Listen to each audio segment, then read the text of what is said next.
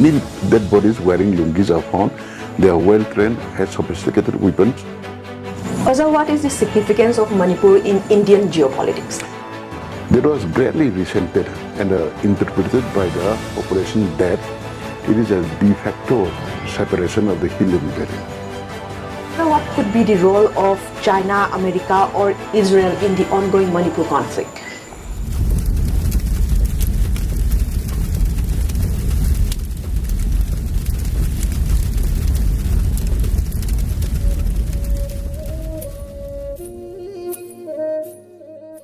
Good evening to all the viewers of RK Production. Today we are here to meet a well-known socio-political commentator of Manipur, Oja Chongtham Bijoy Singh.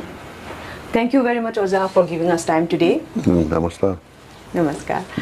Moving forward with the interview, there are many allegations that the Assam Rifles siding with the Kukis militants are at many flashpoints. The public seems to believe it also. What are your comments on this?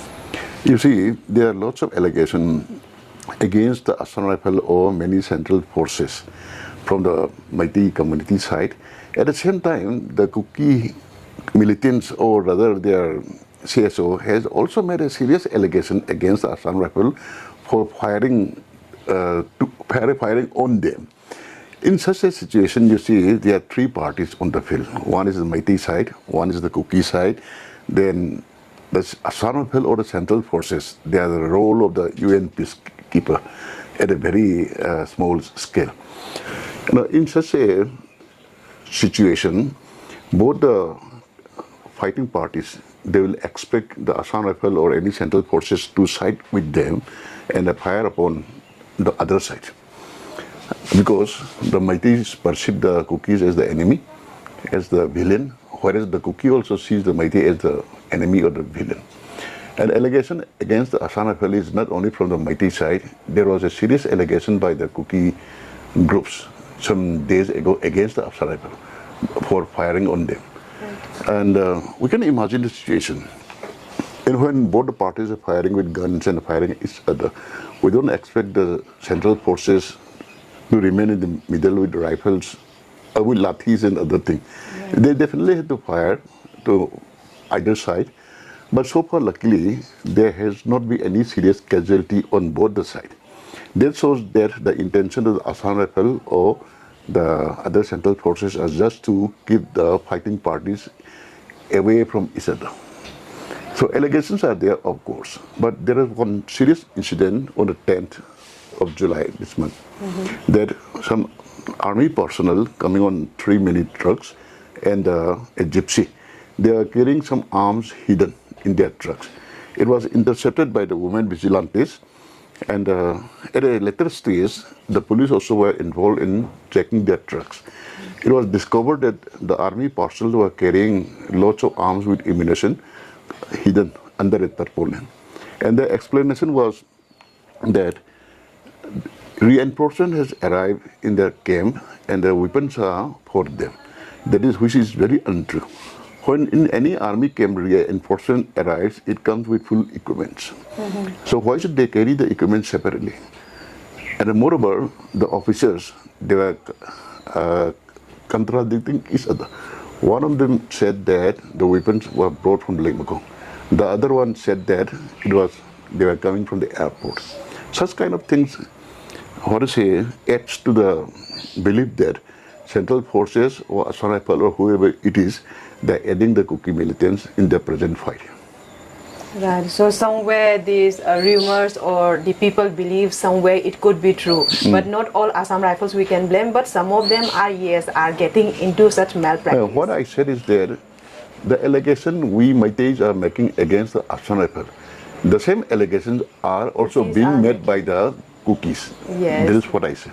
Thank you. And Assam Rifle had to go to the extent of clarifying on their role on the allegation of the Kukis.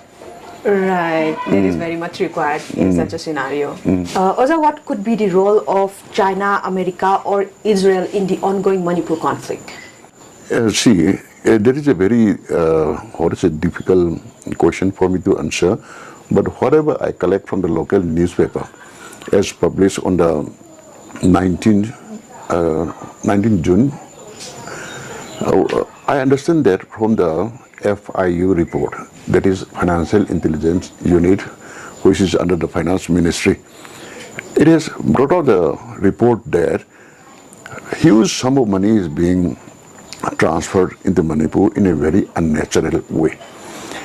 They list about 150 accounts, and most of this money goes to charitable institutions. These charitable institutions are mainly in the Christian-dominated areas, which means the money, most of the money goes to the hill region. And in that, there's one mention that in about 5-6 accounts, huge amount of money are being transferred from China. And the report also suspect that this huge amount of money is fueling the conflict here.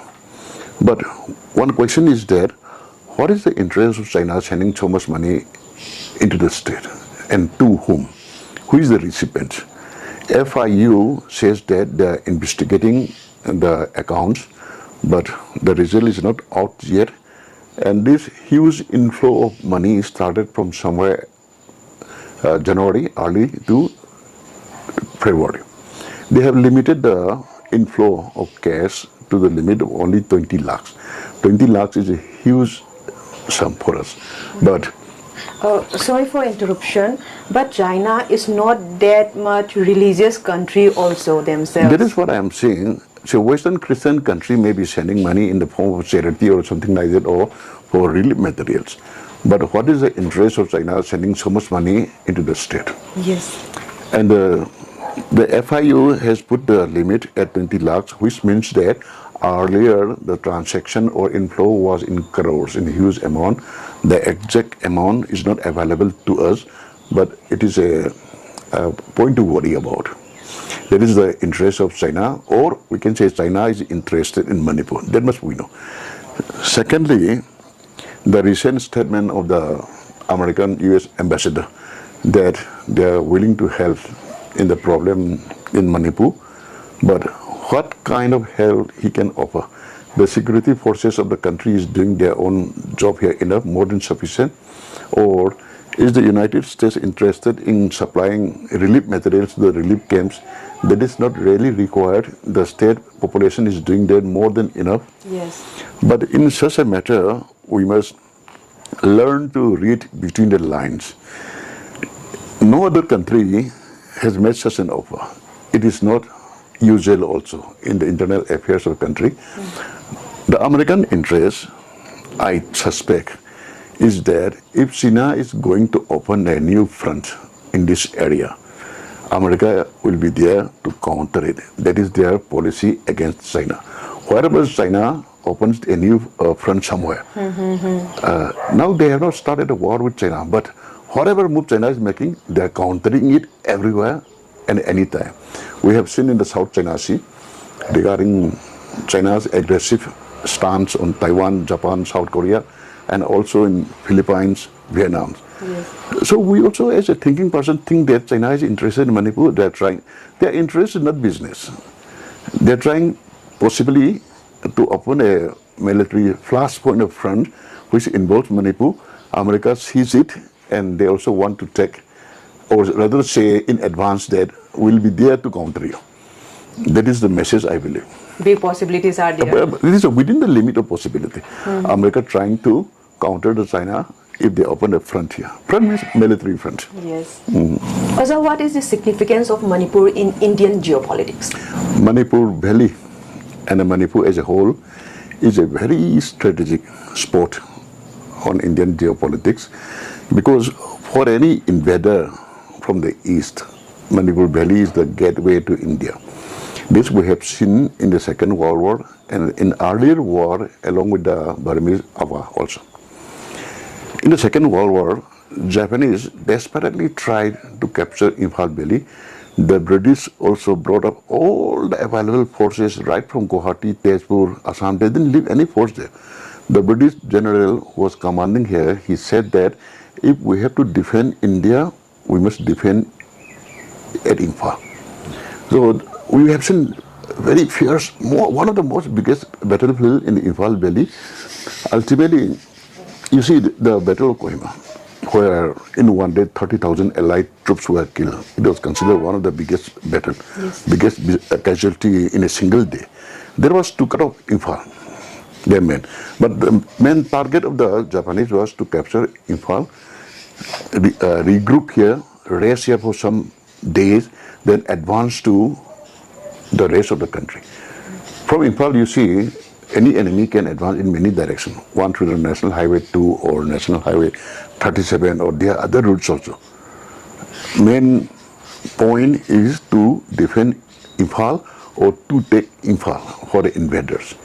Right now, you see, the global situation is not so good. A third World War is a very near possibility. At the same time, India-China relation also is not good. For a large-scale invasion from China with alliance with the Burmese military, it has to be through Imphal Valley or rather through Manipur. That is why it is so important. Myanmar Ministry of Foreign Affairs recently issued an advisory to the Myanmaris refugees in India to stay away from our country politics or any other unlawful activities.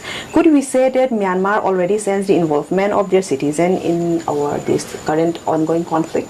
You see, between two countries, one country may declare war on the other when the government of the other country challenges the sovereignty and the integrity of the other country. Without such a thing, one country cannot just invade another weaker country or any equal country. But secondly, the government may not be really involved in destroying the sovereignty and the integrity of the country, but there are such things as non-state actors.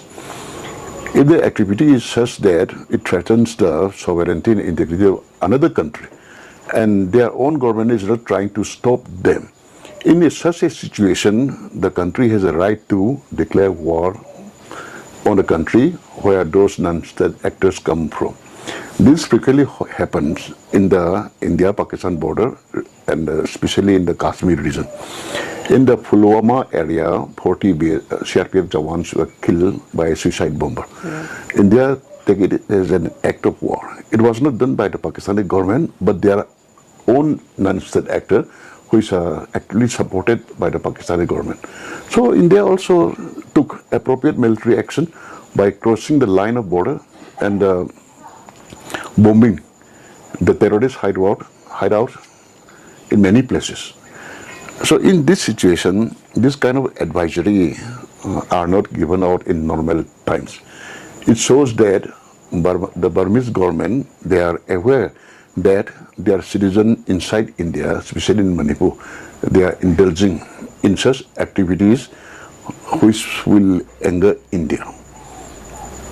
So as a precaution, they are sending out such advisory, and most of the Kukis fighters in Manipur from across the border, Burmese Kukis, because their traditional dress is the lungi, and many dead bodies wearing lungis are found.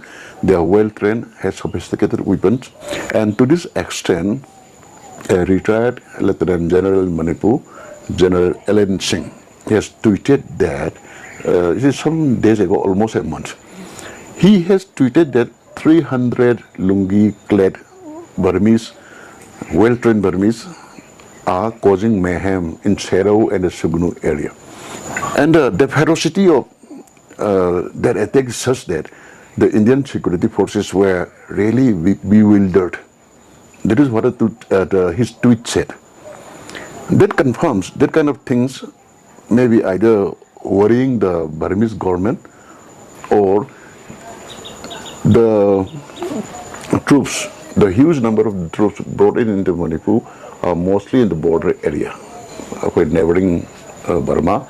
So the government of Burma may be worried that India may do something militarily on them, because this kind of advisory is not insane in normal time. So the Burmese government is well aware what their citizens are doing inside the territory of India. True. Moving forward to the next question, it has come to light that 31 MLAs have signed a memorandum for the withdrawal of Assam Rifles from Manipur. What do you say on this? You see, in this present conflict, the people in the valley, the Meiteis, are very angry, especially against the elected leaders like the MLAs minister, even the chief minister. They are accusing them of doing too little to stop the conflict and to bring peace and tranquility in the state. And a section of the public are urging them, or rather very angrily urging them to go to Delhi and do something. Some are saying that you should never go to Delhi. Why should we go to Delhi? You must stay here and control the situation. And the latest being the voice against the withdrawal of the Assam rebel. So, just to pacify the public, that is the best thing they could do. But I cannot say that whatever they are doing, writing to the Home Minister or Prime Minister, they will listen or act or not, that I am not sure. But that is the maximum they can do to appease the public's anger. But could we say that there are possibilities, or is it just an act of appeasement? No, see, deployment of troops or any police organization, the public cannot just dictate to the Home Minister or the Defense Minister. It is in their wisdom that they have to deploy this battalion, this organization, and other forces. We cannot just dictate that. To that extent, yesterday the Supreme Court has even gone to the extent of saying that we cannot direct the Defense Minister or the security forces what to do and what not to do. In Indian history, for 76 years, the court has never such a thing. Means the movement of the troops and their deployment are given at the discretion of the defense authority. Also, it has been more than 2 months since the lifeline of Manipur, which is the National Highway number 2, has been blocked. However, we see no adequate shortage of consumables in the hills. How it has been managed? It has become the habit of those who are dwelling on the highways that blocking the highway for even small, very petty matters has become a habit for them. And the people in the valley who bear the brunt of the highway blockade, we also have taken it quite naturally. Naturally means it is all in the day's life, things like that. That attitude is there. But I would say that the blockade is going on only a very short strip of highway that is about 15 to 20 kilometers. Unable to break that blockade is due to the lack of will of the state forces, state government, sheer lack of will and lack of determination. Because it is not that difficult to break that blockade and punish those who are blocking the highway. That reflects the, inefficiency of our police force. Security advisor Kuldeep Singh has also assured that he will have a talk with those culprits who are blocking the National Highway 2. What are your say on this? Should the talking would be efficient, or there would be some actions required? I find it very strange desiring to talk with those who are blocking the highway. Blocking the highway is a very big offense as per law. It is the duty of the policeman to apply force and open the highway and arrest and punish those culprits according to law.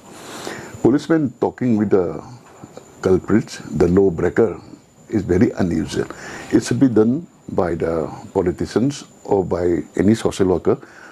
Shri Kuldeep Singh, as a police officer, should not have such a statement, because nobody talk with robbers or looters.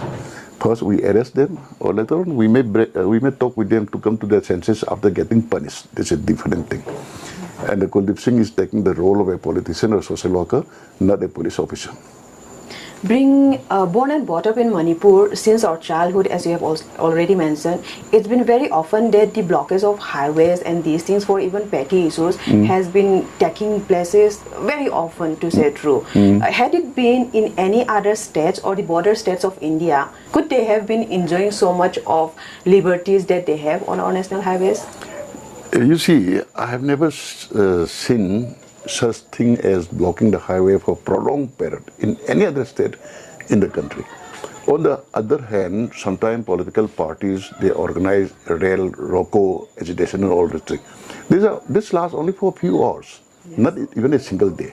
It is somehow cleared either talking with them or by using force. In many cases, I see them using force. But in Manipur is such a land that people go out to see, enjoy curfew, burn. Right. This kind of culture has developed there because of this frequent blockade, burn, curfews. And the government also seems a little bit soft on this issue. They are not taking as seriously as they should have taken. Like, it is so frequent that they are waiting for the blockade to open in due course of time, which is costing heavily on our state economy. The next question is a bit long. Meghalaya denies rented apartment to any Kukis. Now, Naga-dominated Senapati district of Manipur are also denying them. In past, Kukis had conflict with Paite, Mar, Nagas. In Manipur, in Assam, they had conflict with Karbis. Last year, they were thrown out of Bangladesh. They ran out of Myanmar. They call Israel their homeland. They are not allowed to settle in Mizoram, even though around 50,000 Kuki refugees are there, out of which approximately 7,000 are there since last year only, who ran out of Bangladesh. Why is it Kukis always? I don't have a personal opinion about the Kukis, but there was a political agent in Manipur, Colonel Sir James Johnston, who was in Manipur somewhere in 1890 onwards or before that. In his book, he has clearly said that, and he is worried about the coming of the small number of Kukis into Manipur. He has described the Kukis as a very opportunistic tribe. That kind of behavior is seen in our time also. In Myanmar, because of the overthrow of the democracy government and takeover by the military junta, we see only the Kuki tribesmen coming as refugees into Manipur. There are large number of Nagas, large number of Meiteis also inside Burma. None of them came as a refugee. They desired to take shelter in Manipur. Why it is only the Kukis? They are coming in large number into Manipur. That is one question. Secondly, Churachandpur is such a safe place for the Kukis. But taking advantage of this present conflict, there are about 12,200 Kuki refugees in Mizoram. Why? They are very safe in Churachandpur, but why should they cross the state border to Mizoram and stay there as refugees? Another point is that Kangpokpi district or Kangpokpi township itself is a very safe place for the Kukis. The Meitei militants or the insurgents has never attacked Kangpokpi and does not have the capacity to do so also. Even then, there are lots of Kukis taking shelter in the Naga-dominated area of Tamenglo. From Kangpokpi? From Kangpokpi. And most recently, they have gone as far as Meghalaya to settle there as refugees. And the Meghalaya government has banned anyone renting out even rooms or hotel rooms to the Kukis. And on the same day, the Khasi student organization, which is in Shillong, they have started war against drugs. And recently, the Senapati district and the Senapati town is dominated by the Nagas. And the Nagas have noticed large number of Kukis entering there, staying late into the night, and making huge, long queues in front of the ATMs. And it is very resentful to the Nagas that such large numbers of Kukis are entering their town, which may cause law and order problem and may destroy the original peace and harmony. So they have kind of declared no entry for Kukis, and restrict their entry. Because in this I see that the crisis in Manipur, the Kuki are very positive minded. They take it as an advantage to spread and settle in more comfortable states like Mizoram, Meghalaya, Tamelong district, and this Senapati district. In 1991, 92, 93, there was a very bloody conflict between the Naga militants and the Kuki population. Kuki suffered heavily. That is why they vacated many of the Naga-dominated areas and they concentrated in Kangpokpi, Churachandpur, More, etc. And now they are going back there from where they came from. To add on a little bit, they were actually given shelter by the Meiteis to withdraw. Yeah, Meiteis also sheltered them, protected them, we fed them. Yes. And in today's newspaper also, there's another similar news from Nagaland. Nagaland government said that large numbers of Kukis are entering in their Kohima district, nearing Dimapur, Meljifima, and some other town there. Purpose of their presence there is to change their address in the Aadhaar in the centers provided for them. And Nagaland government has warned those concerned centers not to do any such thing regarding the Kukis. It may complicate matter. I mean, they are everywhere. And you see, regarding the origin of the Kukis, their folklore, folk tales, folk song, clearly says that they originated from 4 cave system inside Myanmar and the Lusa Hill. The name of the caves are, number 1, Shilung, number 2, Khul, and number 3, Chingnuwai, and the last is Geltui. It is according to their folk tales, folklore and folk songs that they came out from those caves, Shilung. And they spread out everywhere from there. That is as per their story. Their own folktale, own stories. And secondly, somewhere around 1975-76, in the Time magazine, which is published in US, has said that one of the lost 10 tribes of Israel is in Manipur. Nobody was interested in migrating to Israel. Nagas were not interested. Meiteis were not interested. Suddenly the Kukis claimed that they are one of those lost 10 tribes of Israel. And somehow they started migrating to their promised land in Israel in large number. They are citizens there now, quite a large number, I believe. I do not know how did they manage to claim to be the lost 10 tribe of Israel.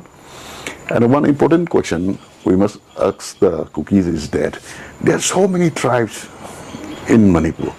It is only the Kukis who demand a homeland. Why? Because they don't have a homeland. They are residing permanently in many places in Manipur, but why should they demand a separate homeland? Nagas are not doing it, other tribes are not doing it. We feel that Manipur is our homeland, we don't demand a separate homeland. Why the Kukis demand a separate homeland? That is, they don't have homeland, and demanding a homeland in their host country or host state is an act of aggression. They can live as an ordinary, very happy citizens. Secondly, they also demanded a homeland inside Bangladesh, in the Chittagong hill track. Out there, Bangladesh government is not not like Indian government. They use the military to chase them out. At current, there are 7,000 Kuki refugees from Bangladesh taking shelter in Hijam and in Mizoram. And they claim that many of them has been killed, many are missing, many are languishing in jail because of the Bangladesh army's action. They also cry that the Muslim population in Bangladesh are boycotting them, which is quite understandable. Because everywhere they go, they demand a homeland. They also said that their homeland is Israel. Then, I was about to ask this. Inside Myanmar also, they are not still citizens of Myanmar, but they have been residing there. They have originated from there. And the Burmese government is very strict about giving citizenship to any such tribe. And there's another tribe, Jau tribe, they say. Jaus are still to be recognized as Burmese citizens inside Burma. But in Manipur, in 2022, the government of Manipur unwittingly included any Kuki Jau tribe in the scheduled tribe list of Manipur. That has enthralled these people. They said, we are not getting citizenship inside Burma, and India is offering a scheduled tribe status. That is why they are willing to fight to settle inside the Indian territory in the periphery of Manipur by hook or by crook. because they will get Indian citizenship, which is a better country, along with a bonus of scheduled tribe status. Yes, a master stroke for them. Yeah, and the people are waking up to such kind of fact and the folly of our government. Because the Indian government as well as Manipur government are very tribal-loving people, tribal-loving constitution we have. And whenever the Kuki,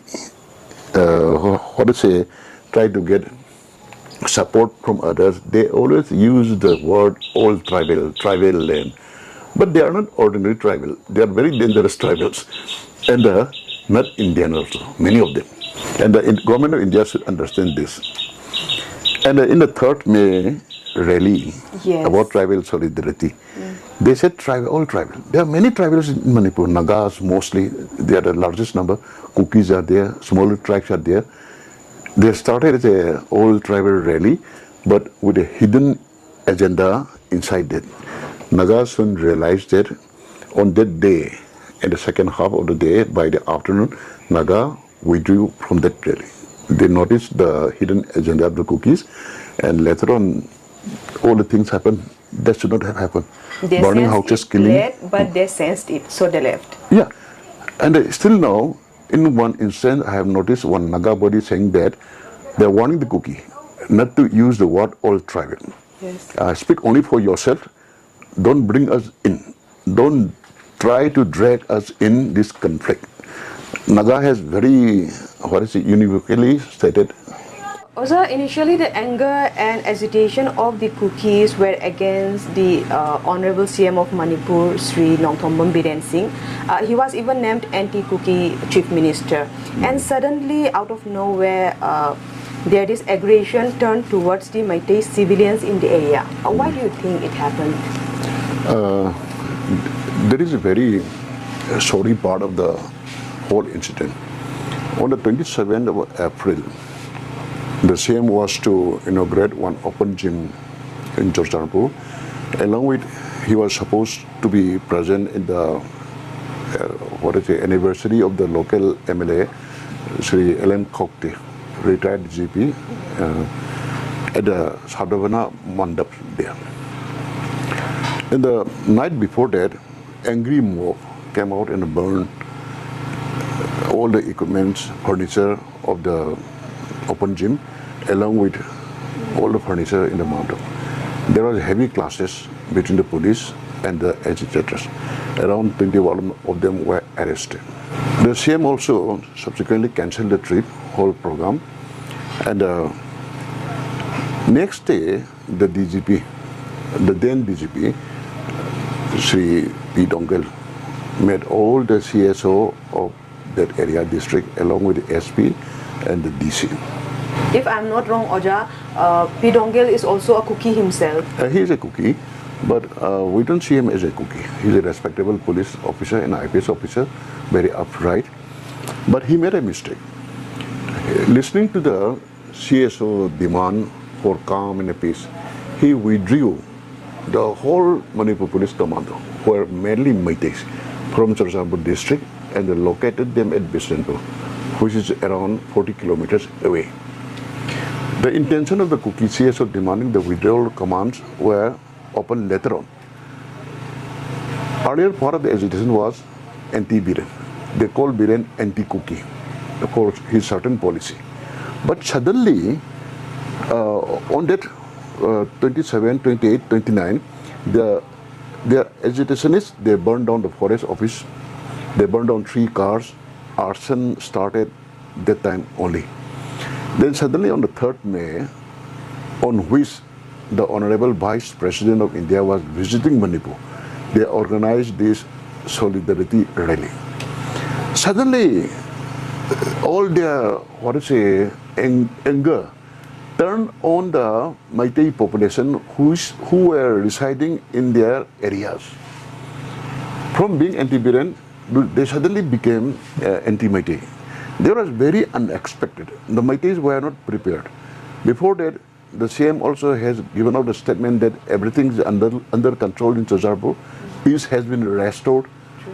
So people in More and Chorchanpur and in Kabuki were totally caught off guard, unaware. They never expected that. Then they have burned about 1,500 Meitei houses in all these places, killed many of them, and burned down and chased them. In a very swift movement, they chased out all the Meitei population from Chorsampur, More, and Kangpopi and other Kuki-dominated small areas. From this action, we have drawn the conclusion that from the onset of this problem, their motive was ethnic cleansing.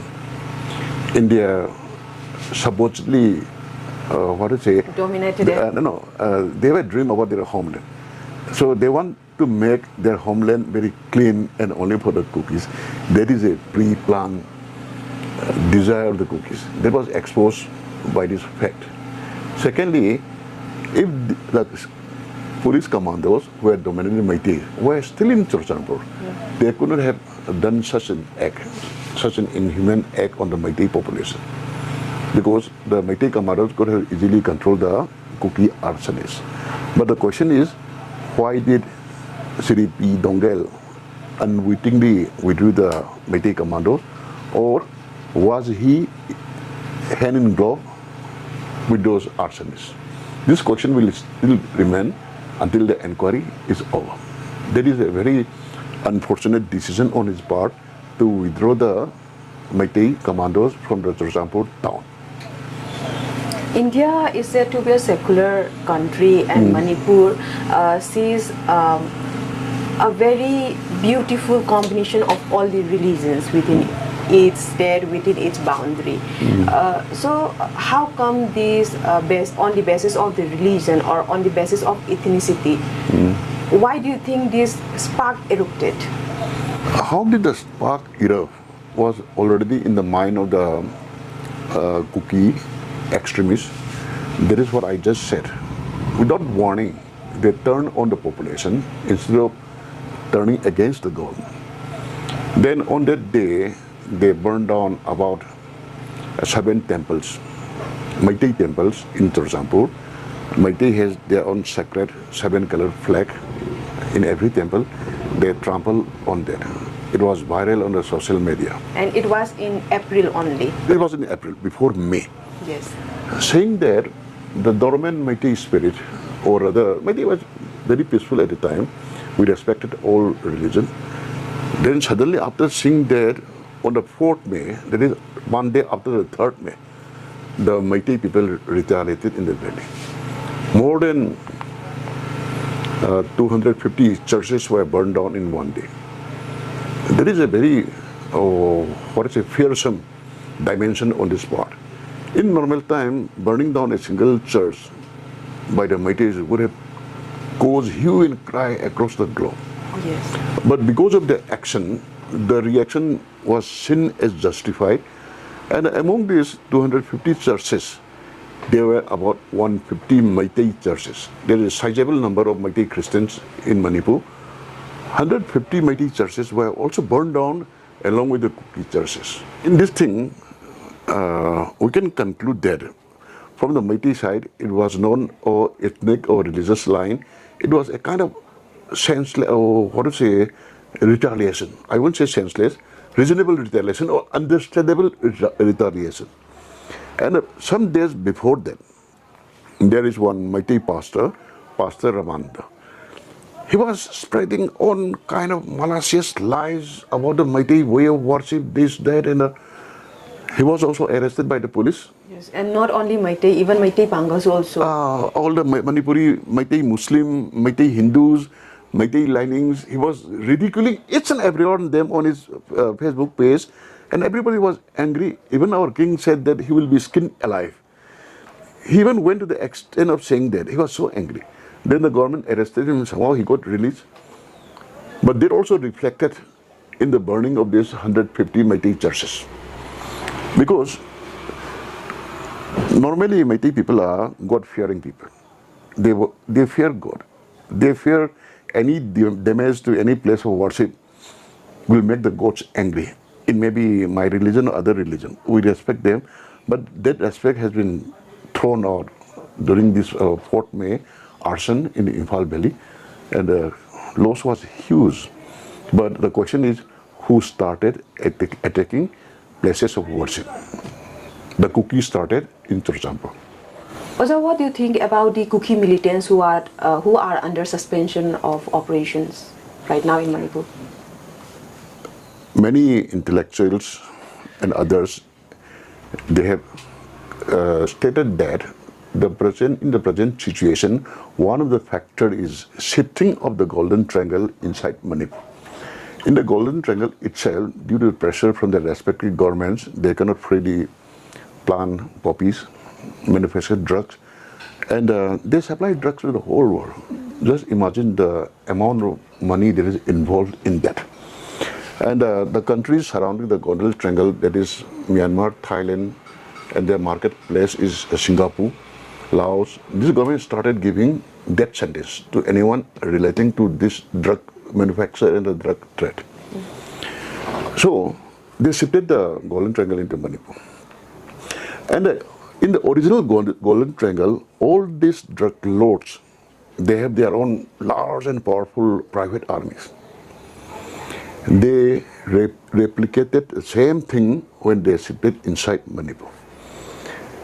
In the early days, in 91-92, there was not any Kuki militant outfit there. But after the Naga-Kuki conflict, the first Kuki militant group that was formed was known as KNA. The founder leader, who happens to be a Burmese citizen, he was shot soon after by his follower. Because of difference of opinions, he being a Burmese Kuki, the Indian Kukis did not like him, so they shot him and replaced him. After that, lots of Kuki militant groups, which I cannot tell now, they mushroom. Later on, it turned out that these outfits, number one, they don't have an ideology.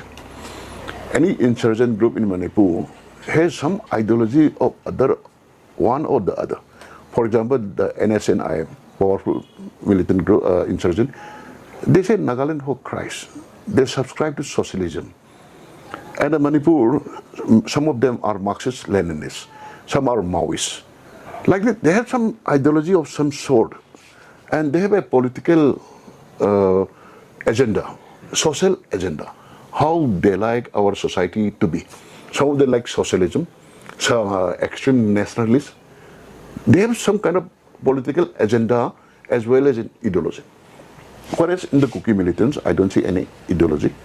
I don't see any political demand. Their only activities, extortion on the highways, extortion from the contractor who come to work in their area, and to protect their villages from police raid and others. Later on, it turned out that all these Kuki militant groups are openly or secretly commanded by many drug lords who are residing among the Kuki community. I will say many of them are elected members, some are even ministers. So, in a slow process, they turn out to be the private armies of the drug lords, just like in the Golden Triangle. In the Golden Triangle, all the drug lords, they have own powerful private army. This is happening in Colombia also, in South America, and other cocaine producing cartels there, they have own our private army.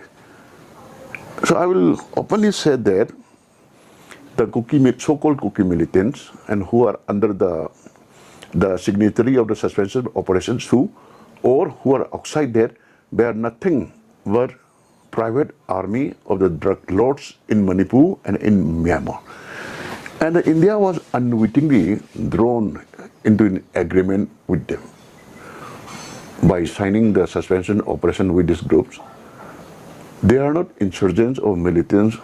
We can call them militants because they have lots of arms, yes, large number, but not the insurgents, militants in the proper sense. Their activities also proves that extortion, drug money, and during the election, they select the candidates. They select the candidates. They force any other voters from voting except their chosen candidate. That is well known. And I am very sorry to say that the central BJP leadership also is reported to be using them to win BJP seats in their areas. In these Kuki areas, there are total about 10 seats. Out of the 10 seats, BJP won 7, which is not very natural. Earlier, BJP could not manage anything such like that. In the 2022, just before the voting begins in the Kuki-dominated area, Sri Amit Shah, the Union Home Minister, released a huge sum of about 22 crore rupees as stipend for the Kuki militants. They get a stipend of about 5,000 to 6,000 rupees per month. And the then Congress observer, Sri Jairam Ramesh, took it very strongly. He even went to the extent of saying that while the election of conduct was forced, such action of releasing huge amount of fund for the Kuki militants is illegal, unlawful, and he will take up the matter in the Supreme Court. He said that. But later on, whether he took the case to the Supreme Court or not, we didn't hear about it. And recently, another controversy also came out. In the 2017 general election, Sri Ram Madhav and Amit Shah, the then national president of BJP, they colluded or rather negotiated with the Kuki militants on the promise that once the BJP comes, Ram Madhav and Himanta Biswa Sharma. It was said by one Kuki militant who is still facing a case against the NIA. He submitted a paper in the court, affidavit, alleging that such and such negotiation took place. That once the BJP comes into power in the thing, our Kukis demand, mainly of homeland, will be given. Of course, there was lots of clarification, counter clarification on the newspaper, and it is subsided. But the ripple was there. On these two elections, the BJP was more concerned with the results than the means. Like they seem to feel that the end justify the means. But of course, they have won the seats, but their means is being, reflected now in this conflict. Yes. Also, this ongoing conflict in Manipur, it's been taking place for more than 2 months and there is no sign of receding. What is sustaining the Kuki militants to fight the Meitei volunteers and who is actually financing them as for now? As far as the Meitei fighting force is concerned, Meiteis are in a large number in Manipur. I have observed that there is lots of crowdfunding going on to buy ammunition, weapons, licensed or unlicensed, that I cannot say. Hectic activities going in the Meitei community to finance this defense against the Kuki militant. As for the Kuki militants, many sections claim that they are being financed by poppy cultivation, drug money. Some people has even said to the extent, some very prestigious people, that the annual turnover is around 50,000 crore rupees. That is a huge amount. And the former Super Cop, Srimati Thanaujam Brinda Devi, recently came out in the press, and he has very bravely stated that who is there in Manipur, in the assembly, among the government, or even in the parliament, who is not a beneficiary of this drug money. That is a very serious statement. Yes. And as we understand also, this drug money, whether it is in Manipur, in South America, or among the cartel, they are very powerful in bribing those people in power to carry out their trade. The turnover is so big that they are not hesitant in doling out huge money to those who are in power to make their business smooth, to grease somebody's palm. If they have that much money, naturally they must be financing the present fight. That is why they are sustaining so long and so powerfully. Some days ago, some banks were looked at earlier, but day before yesterday, the Axis Bank in Tazabur was looked at of 3 crores of rupees. That also must be going to the effort of this conflict with the Meiteis, obviously. Otherwise, not individual person or group will not keep that much an amount of money in for their use, or individual cannot loot such a huge amount from a bank there. Luckily, the Meiteis, they have not resorted to such bank looting and others, because the crowdfunding, I think, is sustaining them. Crowdfunding is possible because sentiment of the Meiteis are in support of the Meitei militants or volunteers in this country. Oja, when can we expect ultimate peace and normalcy in Manipur? You see, regarding this question, even the Honorable Home Minister is confused and is at a loss. Even the Honorable Prime Minister has not said a single word on that, because Manipur is a small state, but the matter is so complex. It is difficult to say in a single statement. But as I see personally, so many people have been killed, so many houses have been burned, so many people displaced, and they are suffering in relief camps in both sides. In such a situation, peace will not come suddenly. The government may impose a ceasefire or some kind of interim peace, but that will not last. People are out to fight each other to the logical conclusion.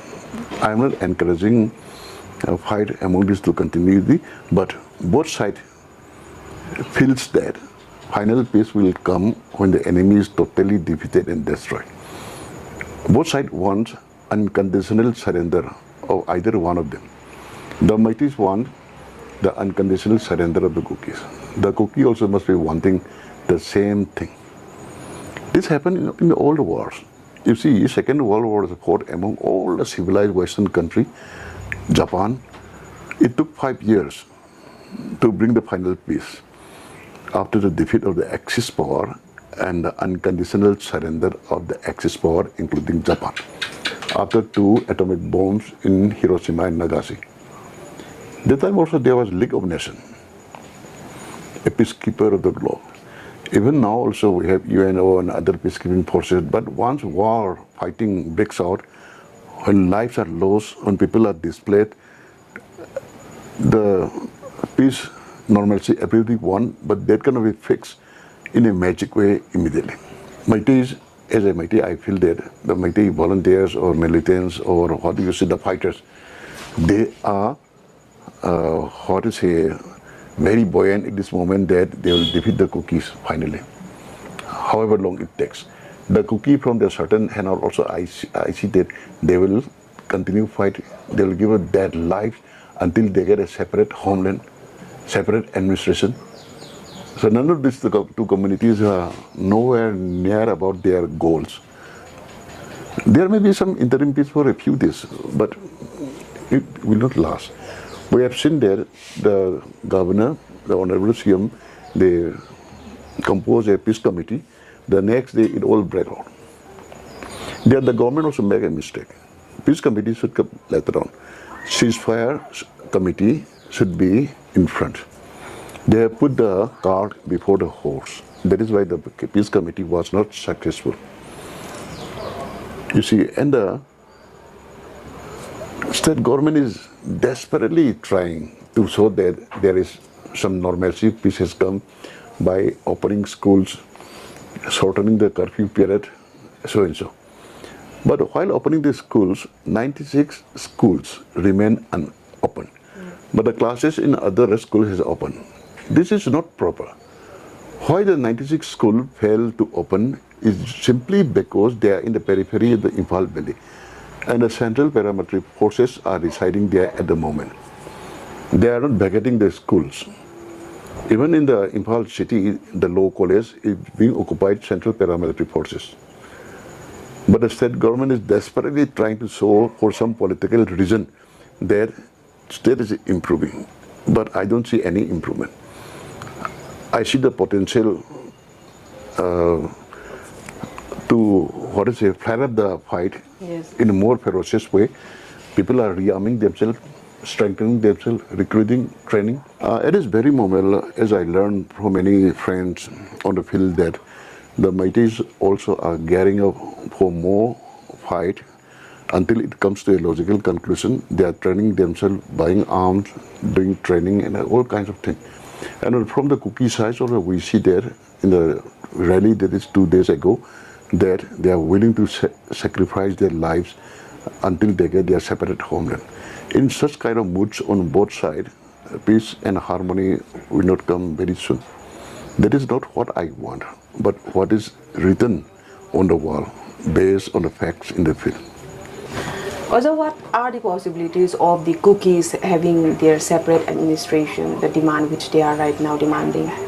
The Honorable Home Minister, Sri Meiteis, on his last visit, has clearly and unequivocally announced that there will never be a separate administration for the Kukis. That is what he said. At the same time, he also did something which is contrary to his announcement, like having a helicopter service from More, for example, via Hijam to Guwahati, bypassing Imphal. This kind of things encourages the demand for a separate homeland. Give them some kind of encouragement in action. Statement is something different. At the same time, on 26th June, our Honorable CM was called to Delhi by the Honorable Home Minister on the 25th. On his arrival in the airport, he announced very loudly that now Sri Meiteis will look after the law and order in the hill areas, and the Honorable CM Sri N. Biren Singh will take care of the law and order situation in the valley. That was greatly resented and interpreted by the population that it is a de facto separation of the hill and valley. Of course, after hearing many comments, reaction from the Meiteis society, CM Sri N. Biren Singh corrected his statement, modified his statement many times, but people are still convincing. People are still convinced, some section, that there is a prelude to a separate home administration for the Kuki. Now some questions are being asked. Now the fight is going on between the hill and between the Kukis in the hills and the Meiteis in the valley. So somebody is jokingly saying, Amit Shah or Biren is fighting. Who is winning? This kind of questions are coming up. Which is very unfortunate. Unfortunate. And the responsible person like the CM and Amit Shah ji should not have made such a statement or action. If he is very honest to his announcement that there will never be a separate administration, then why should he order a helicopter service in these Kuki dominated areas bypassing Imphal to Aizawl and to Guwahati? These kind of things are contradictory. So people do not believe Sri Amit Shah's statement 100%. The people always believe that there is some hidden agenda in which the valley people, the Meiteis, who are the majority here, will not be happy about. On one side, the government has declared that normalcy is returning to Manipur. On one side, they have opened the schools, they have extended the curfew hours, but on the other side, it's been 2 years that the National Highway number 2 is been blocked, and interruptions are seen on National Highway 37 also. And the internet is still banned. The commoners are unable to use internet even though they have already paid for it. So what do you think is the truth? Do let us know in the comment section. Thank you very much for watching.